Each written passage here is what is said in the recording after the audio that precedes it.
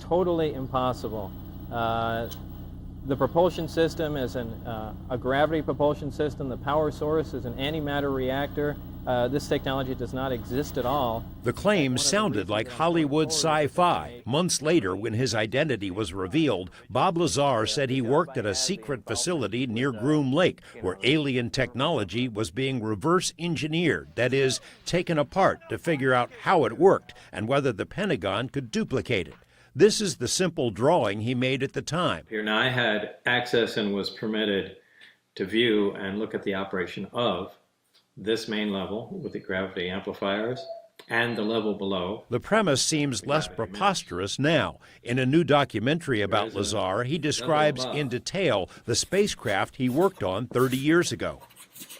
The craft that I worked on, that when it's going to travel a long distance, that is how it operates. It flies along and it puts its belly to the target and then brings all the amplifiers to power, and it shoots off in that direction. It doesn't fly as it would in the science fiction movies. It flies with the belly, the bottom forward.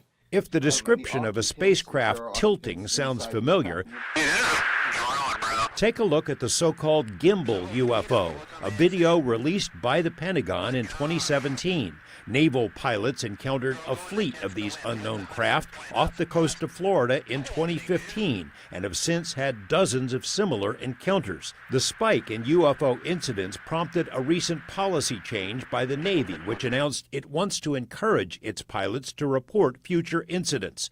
Pentagon officials reluctantly admitted to the New York Times 17 months ago that the military has secretly studied UFO incidents, in part so it might figure out the technology. In the gimbal video, there's a mechanistic turn against the wind without deceleration.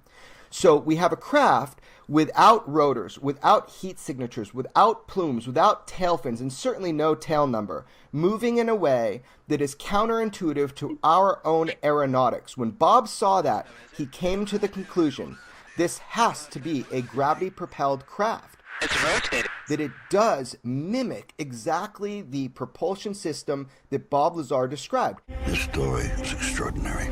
Jeremy Corbell directed the Lazar documentary, but he also broke the story about another now famous UFO incident, the 2004 Tic Tac encounter.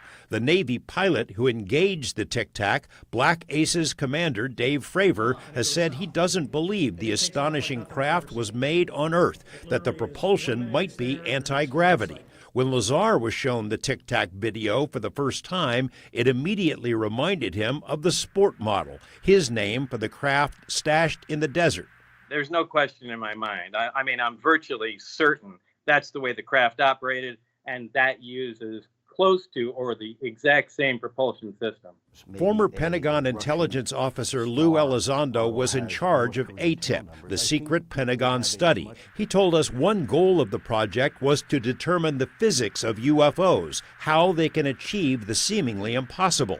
The military came to believe the craft relied on special metamaterials, stuff that can't be made with known technology. Lazar made similar claims decades ago and was ridiculed. Now the Pentagon is on the same page. Where the study of UFOs did not end in 1969 with Project Blue Book. In fact, that was a lie, and it is now an admitted lie by our own Pentagon. We are living in a world where it is understood that there are craft technologically advanced from unknown origin that are performing maneuvers that far exceed anything of human technology.